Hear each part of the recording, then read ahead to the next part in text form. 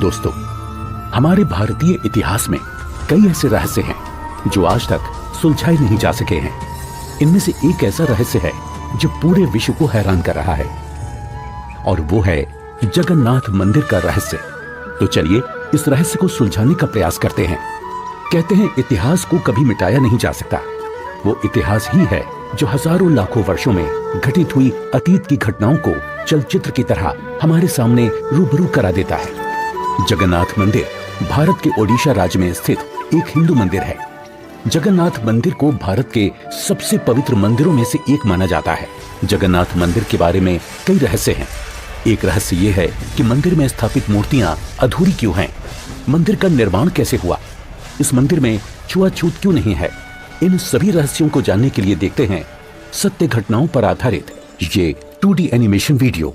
ईश्वर की लीला अपरंपार है और स्वयं पूर्ण परमेश्वर इस मंदिर के निर्माण में किस प्रकार शामिल रहे हैं, ये बात आज तक आमजन के लिए रहस्य ही रखी गई। आइए उस सत्य से रूबरू होते हैं और जानते हैं आखिर कैसे बना उड़ीसा के तत्कालीन राजा इंद्रदमन, जो कि बहुत धार्मिक प्रवृत्ति के थे और श्री कृष्ण जी की इष्टतम रूप में पूजा किया करते थे। एक रात जब राजा इंद्रदमन आराम फरमा रहे थे, तब श्री कृष्ण जी उनके स्वप्न में आकर दर्शन देते हैं और उनसे कहते हैं,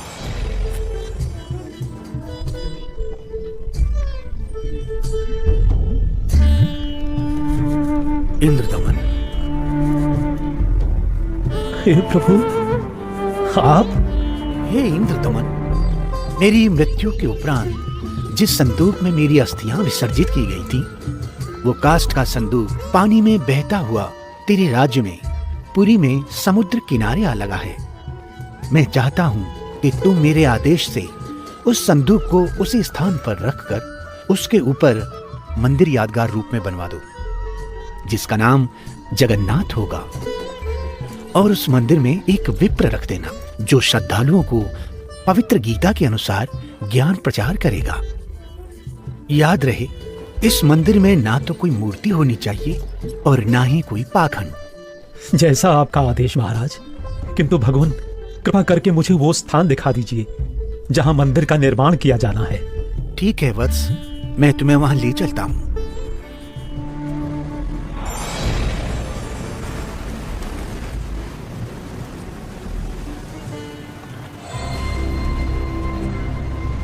इंद्रदमन, यही वह स्थान है जहां तुम्हें हमारा मंदिर बनाना है।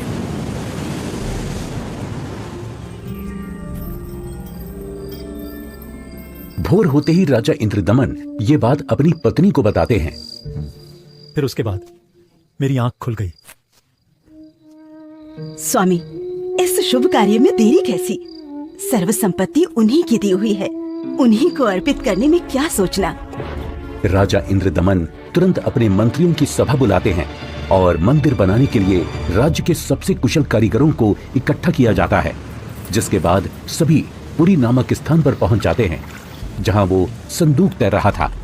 उसे निकलवाकर जमीन खोदकर संदूक दबा देते हैं और देखते ही देखते उस संदूक के ऊपर मंदिर बनाने का काम शुरू हो जाता है।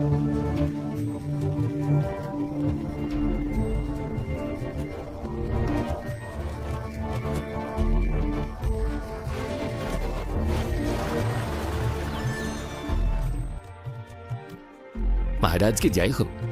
प्रभु श्री कृष्ण जी की दया से मंदिर बनकर तैयार है महाराज। राजन, बहुत सुंदर मंदिर बनकर तैयार हुआ है। सब श्री कृष्ण जी की कृपा। पीछे हट जाओ, पीछे हट जाओ सभी के लोग। समुद्री तूफान आ रहा है। समुद्री लहरें इतनी ऊपर उठकर हमारी तरफ आ रही हैं। लहरें बहुत तेज हैं। भागो, भागो, तूफान आ गया।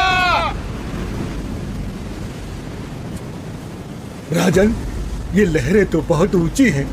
हमें अतिशीघ्र यहाँ से निकलना होगा।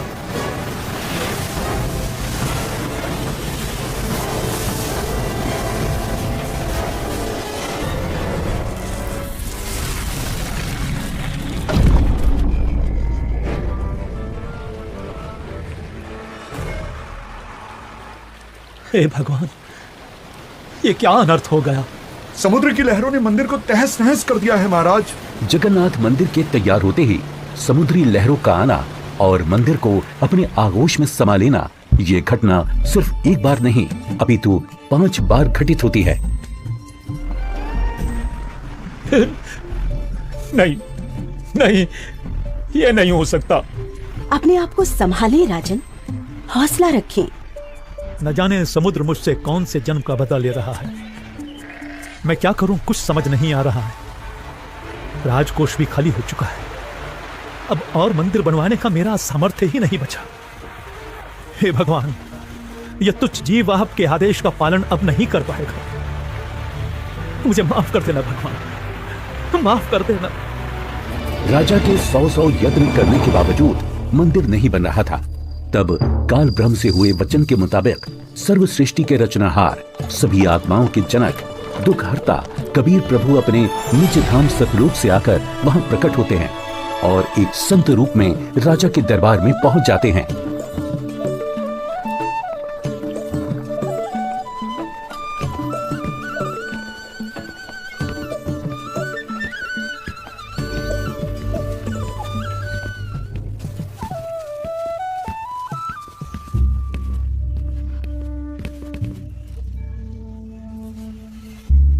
प्रणाम महाराज। प्रणाम। क्या बात है राजन, कैसे उदास बैठे हो? हे महात्मा जी, परमात्मा कृष्ण जी के आदेश से समुद्र किनारे मंदिर का निर्माण करवाया था, किंतु समुद्र ने उसे तोड़ दिया। अब की बार समुद्र नहीं तोड़ेगा, आप मंदिर बनवाओ। क्षमा करें महाराज, मंदिर 5 बार बनवाया है, परंतु 5 बार समुद्र ने उसे तोड़ दिया है। कोई बात नहीं इंद्रदमन, यदि मन बने तो मेरे पास आ जाना। मैं यहीं पास में पहाड़ी पर रहता हूं, वहीं पर मेरी कुटी है।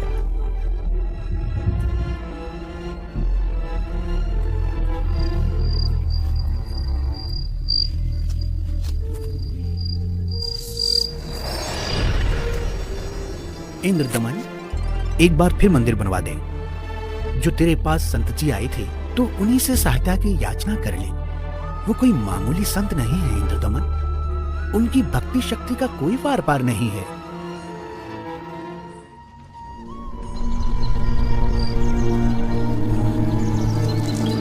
क्या हुआ महाराज? अभी अभी भगवान श्री कृष्ण जी ने दर्शन देकर मंदिर फिर से बनवाने को कहा है। अच्छा। और बताया है कि जो संत समुद्र को रोकने की बात कर रहे थे वो बहुत शक्ति युक्त हैं। मुझे उन्हीं के पास जाकर प्रार्थना करनी चाहिए। प्रभु कह रहे हैं तो आप मत चूको महाराज, प्रभु का मंदिर फिर बनवा दो। बनवाना तो मैं भी चाहता हूँ, किंतु अब तो राजकोष भी खाली हो चुका है। इस वक्त मैं धर्म संकट में फंस चुका हूँ। यदि मंदिर नहीं बनवाऊंगा तो प्रभु अप्रसन्न हो जाएंगे और मंदिर बनवाने के लिए धन भी शेष नहीं रहा। स्वामी, आप चिंतित ना हो।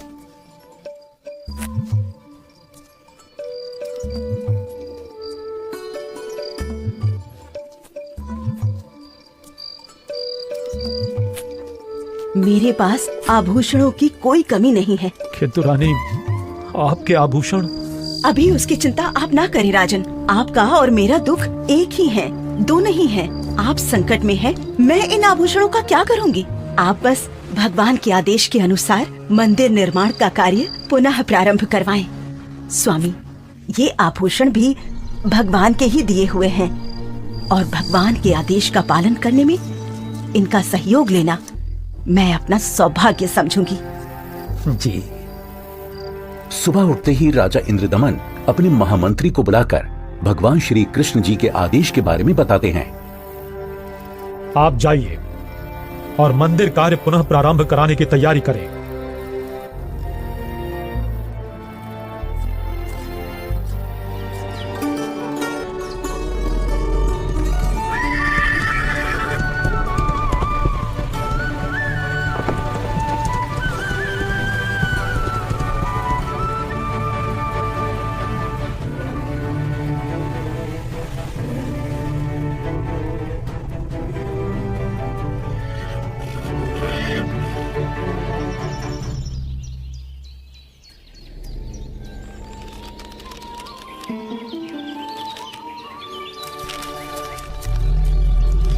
प्रणाम ऋषि जी।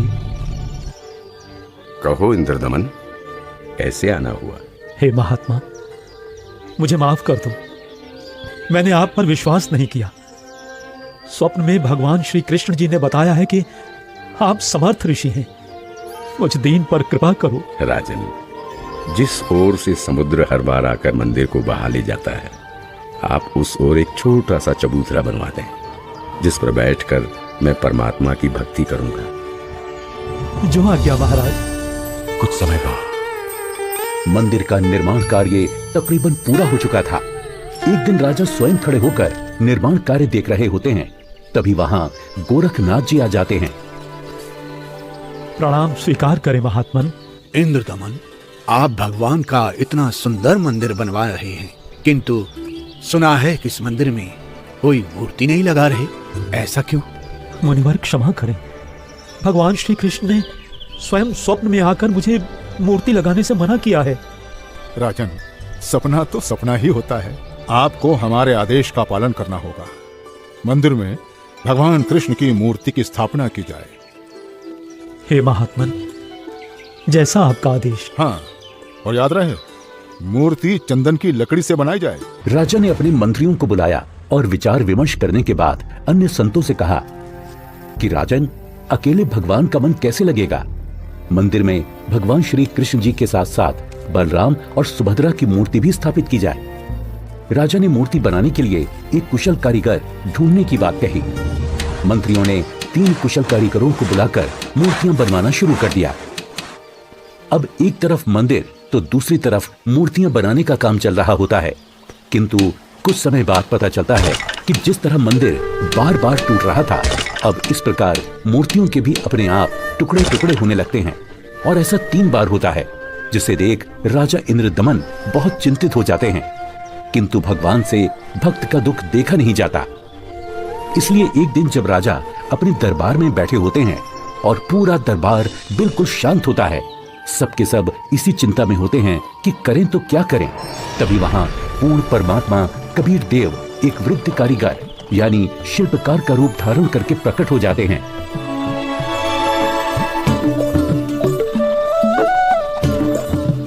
राजा से कहो कि मैं एक शिल्पकार हूँ और मूर्ति बनाना बड़े अच्छे से जानता हूँ। महाराज की जय हो।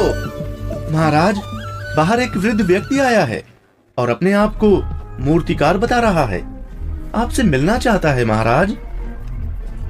अवश्य, उनको अवश्य आने दिया जाए। जो आदेश महाराज।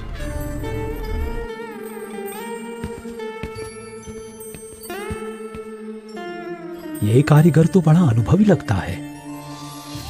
अवश्य भगवान की ही कोई लीला है। हे राजन, मैंने सुना है कि प्रभु के मंदिर के लिए मूर्तियां पूर्ण रूप से बन नहीं पा रही हैं। जी, आपने बिल्कुल सही सुना है।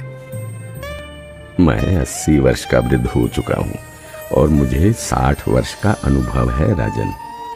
चंदन की लकड़ी की मूर्ति प्रत्येक कारीगर नहीं बना सकता। यदि आपकी आज्ञा हो तो सेवक उपस्थित है। हे कारीगर, आप मेरे लिए भगवान ही हैं, जो कारीगर बनकर आए लगते हो। कृपया आप शीघ्र, अति शीघ्र ही मूर्तियां बना दो।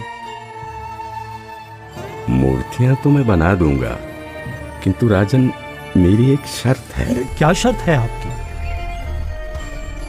राजन, मूर्ति बनाने के लिए मुझे एक कमरा चाहिए, जिसे अंदर से बंद करके मैं बड़ी स्वच्छता से मूर्ति तैयार करूंगा। और जब मूर्तियां तैयार हो जाएंगी तो मैं स्वयं दरवाजा खोलूंगा। ठीक है। एक बात और राजन, यदि किसी ने मेरे बाहर आने से पहले दरवाजे को खोलने का प्रयास किया तो मूर्तियां फिर पूरी बन नहीं पाएंगी। वो जितनी बनी होंगी उसी हालत में आपको मिलेंगी और फिर उन्हें पूर्ण कर पाना संभव नहीं होगा राजन। जैसी आपकी इच्छा। मंत्री जी, मूर्तियां बनाने के लिए सब बंदोबस्त किया जाए।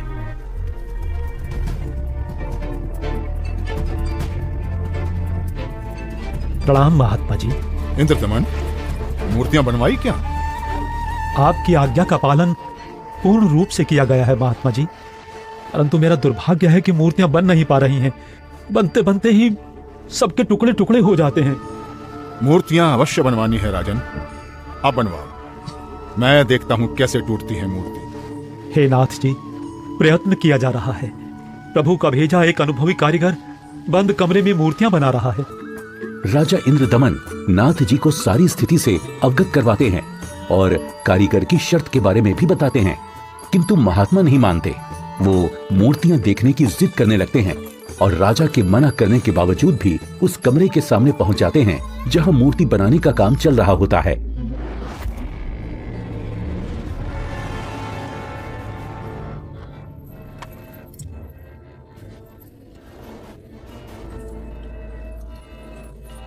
कारीगर दरवाजा खोलो, दरवाजा खोलो कारीगर। मैं कहता हूं दरवाजा खोलो कारीगर, हमें मूर्तियां देखनी है।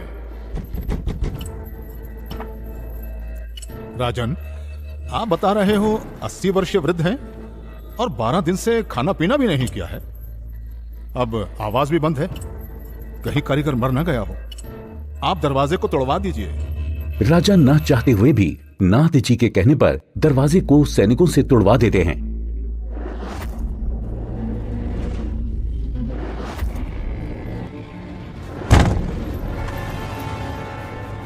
दरवाजा खुलने पर अंदर कोई कारीगर नहीं मिलता। वहां श्री कृष्ण, बलराम और सुभद्रा जी की 3 मूर्तियां रखी होती हैं, परंतु उन मूर्तियों के हाथ और पैर के पंजे नहीं बन पाए थे। ये देखकर सभी चौंक जाते हैं। हे भगवान, वो बुजुर्ग कारीगर तो यहाँ है ही नहीं। इसका मतलब वो कोई साधारण व्यक्ति नहीं थे, बल्कि स्वयं भगवान ही थे। मंदिर का निर्माण पूरा हो चुका है। अब इन्हीं मूर्तियों को भगवान की इच्छा समझकर मंदिर में स्थापित करवा दो राजन। हो सकता है प्रभु को यही स्वीकार हो। लगता है श्री कृष्ण ही स्वयं मूर्तियां बनाकर गए हैं। मंदिर का निर्माण कार्य संपन्न हो चुका था। अब बारी थी तो मूर्तियों में प्राण प्रतिष्ठा की, जिसके लिए राजा, रानी, मंत्री, महामंत्री और काफी संख्या में पंडित ब्राह्मण मंदिर के सामने पहुंच जाते हैं।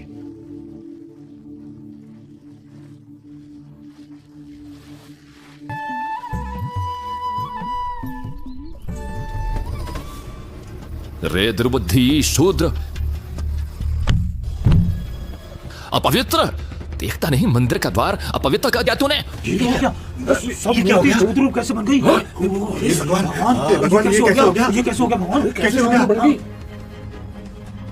प्रभु शुद्ध हो गई हैं क्योंकि मुख्य द्वार को उस शूद्र ने अशुद्ध कर दिया है, इसलिए सब मूर्तियों ने शुद्ध रूप धारण कर लिया।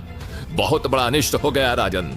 कुछ समय उपरांत देखते ही देखते मूर्तियां अपने वास्तविक रूप में आ जाती हैं, जिसके बाद पंडित कई बार गंगा जल छिड़ककर मूर्तियों को शुद्ध करने का उपक्रम करते हैं। मूर्ति स्थापना के कुछ दिन बाद अचानक समुद्री तूफान आ जाता है और समुद्री लहरें लगभग 40 फीट ऊंची उठकर बहुत तेज वेग में मंदिर की ओर चल पड़ती हैं। सभी आपस में बातें करने लगते हैं। लगता है अब की बार भी समुद्र मंदिर को नष्ट कर देगा। अरे ये क्या? संत जी अभी भी वहीं पर बैठे हैं। अरे कोई उठाओ उनको वहां से।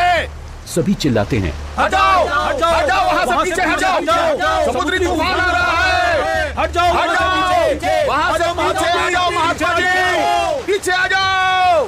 अरे ये क्या हो गया? ये क्या हो गया? महात्मा जी ने पानी को वहीं पर रोक दिया है राजन। लगता है अब की बार मंदिर बच जाएगा। महात्मा अवश्य ही कोई परम शक्ति युक्त है।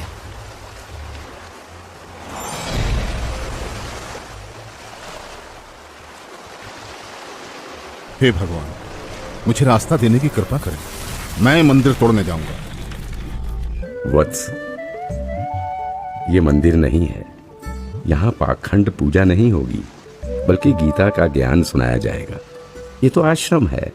आप जैसे बलवान को शोभा नहीं देता कि इसको विध्वंस करें। लेकिन मैं इसे अवश्य तोड़ूंगा, चाहे कुछ भी हो। अगर ऐसा है तो जाइए समुद्रदेव, तोड़िए।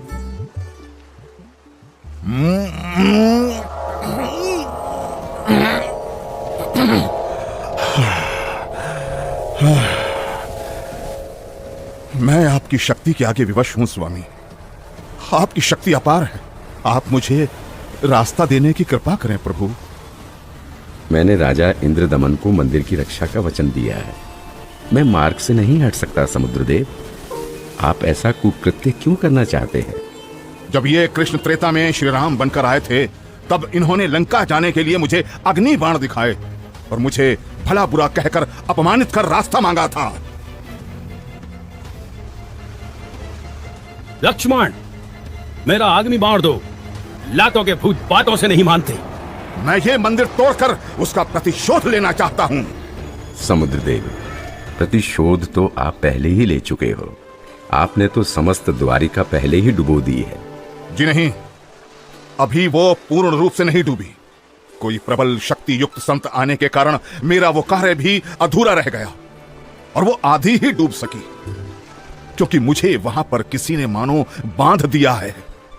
वत्स, वहां भी मैं ही पहुंचा था और मैंने ही वो अवशेष बचाया था। अब जा, शेष बची द्वारका को भी डुबो ले, परंतु उस यादगार को छोड़ देना जहां श्री कृष्ण के शरीर का अंतिम संस्कार किया गया था। अन्यथा आने वाले समय में ये भ्रम पैदा होगा कि श्री कृष्ण की मृत्यु ही नहीं हुई। समुद्र, ध्यान देकर सुन। यदि फिर इधर मंदिर तोड़ने आया तो बात ठीक नहीं रहेगी। कबीर परमेश्वर के आदेश से समुद्र लगभग 1.5 किलोमीटर पीछे हट जाता है, जिसे देखकर वहां खड़े राजा, मंत्री, सैनिक और जनता सभी खुशी मनाने लगते हैं और जय जयकार करने लगते हैं संत रूप में आए कबीर परमेश्वर की। महात्मा की जय हो, महात्मा की जय हो, जय हो, जय हो, जय हो, जय हो।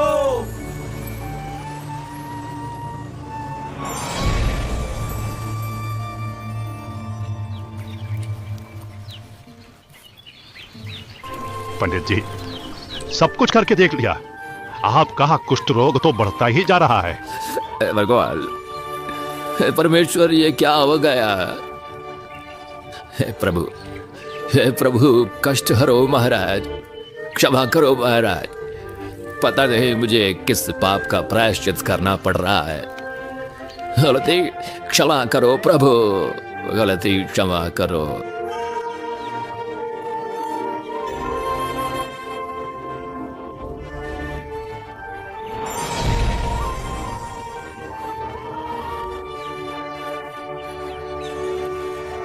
हे भक्त, तूने मुख्य द्वार पर खड़े एक संत को नीच जाति का समझकर धक्का दिया है।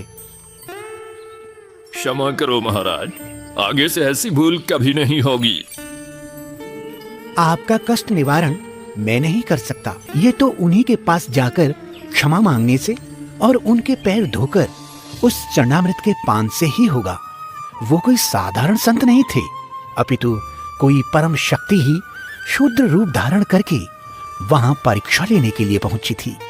यदि वो आपको हृदय से क्षमा कर देंगे तो ही आपका कष्ट निवारण संभव है, अन्यथा नहीं।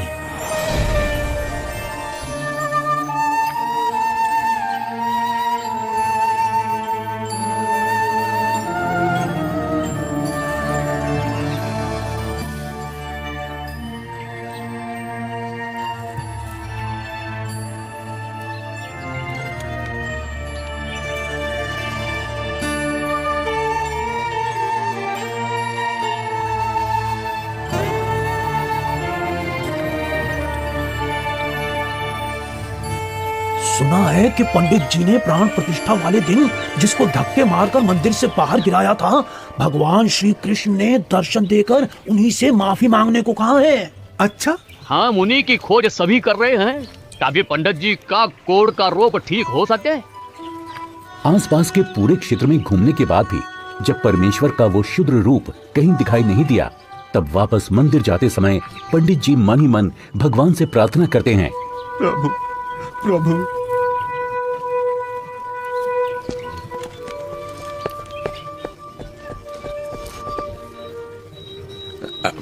अरे अरे रुकिए पंडित जी, मैं शूद्र हूं, मेरे नजदीक मत आइए, आप भी अशुद्ध हो जाएंगे।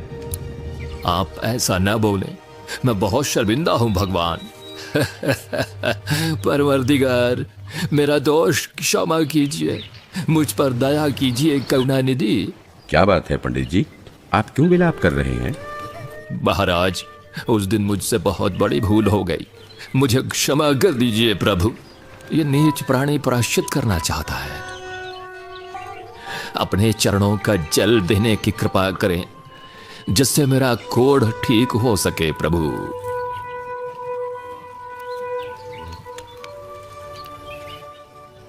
हे ब्राह्मण, इसे 40 दिन तक पीना तथा जल में डालकर स्नान करना। आज से 40वें दिन तुम्हारा कुष्ठ रोग समाप्त हो जाएगा। अब से भविष्य में इस जगन्नाथ मंदिर में किसी ने भी छुआछूत की तो उसकी भी यही दशा होगी, दंड का भागी होगा। जी महाराज, जी महाराज, जी महाराज, इस मंदिर में कभी छुआछूत नहीं करेंगे, नहीं करेंगे। आशीर्वाद है बच्चों।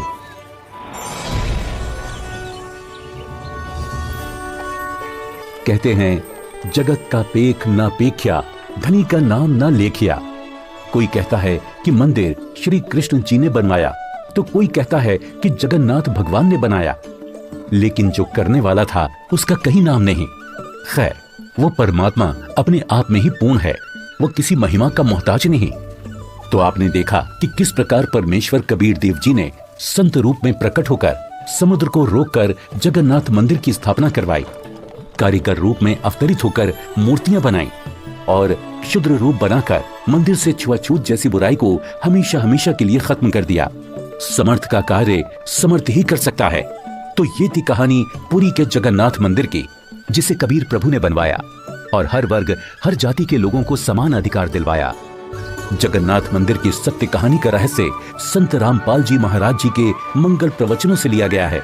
हम सभी संत रामपाल जी महाराज का कोटि कोटि धन्यवाद करते हैं, जिन्होंने हमारे शास्त्रों में छुपे गूढ़ रहस्यों को उजागर कर हमें सत्य से रूबरू कराया।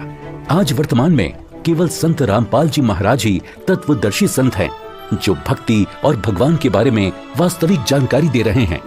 संपूर्ण आध्यात्मिक ज्ञान प्राप्त करने के लिए अवश्य सुने जगत गुरु तत्वदर्शी संत रामपाल जी महाराज के मंगल प्रवचन और अभी डाउनलोड करें संत रामपाल जी महाराज एप्लीकेशन।